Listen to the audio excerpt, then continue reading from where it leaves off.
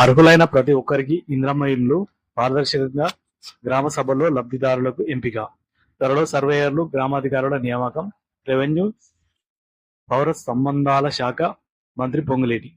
ఇందిరమ్మ ఇండ్ల నిర్మాణం నిరంతర ప్రక్రియ అని, అర్హులైన ప్రతి ఒక్కరికి ఇందిరమ్మ ఇండ్లు నిర్మించి ఇచ్చే బాధ్యత ఈ ప్రభుత్వానికి ఉందని రెవెన్యూ, హౌసింగ్, సమాచార, పౌర సంబంధాల శాఖ మంత్రి పొంగులేటి శ్రీనివాసరెడ్డి స్పష్టం చేశారు. మొదటి విడతలో ఇండ్ల స్థలం ఉన్నవారికి రెండవ విడతలో ఇంటి స్థలంతో పాటు ఇందిరమ్మ ఇళ్లను నిర్మించి ఇస్తామని తెలిపారు. ఇందిరమ్మ ఇండ్లు గ్రామాలలో రెవెన్యూ వ్యవస్థ, సర్వేయర్ల నియామకంపై డాక్టర్ బిఆర్ అంబేద్కర్ సచివాలయంలోని తన కార్యాలయంలో శుక్రవారం నాడు చీఫ్ సెక్రటరీ శాంతికుమారితో కలిసి సమీక్షించారు. ఈ సమావేశంలో రెవెన్యూ శాఖ ముఖ్యమంత్రి కార్యదర్శి Naveen Mittal, housing secretary Jyoti Buddha Prakash, housing corporation MD TV Gautam, హెచ్ నుంచి కమిషన్ ఇలంబర్తి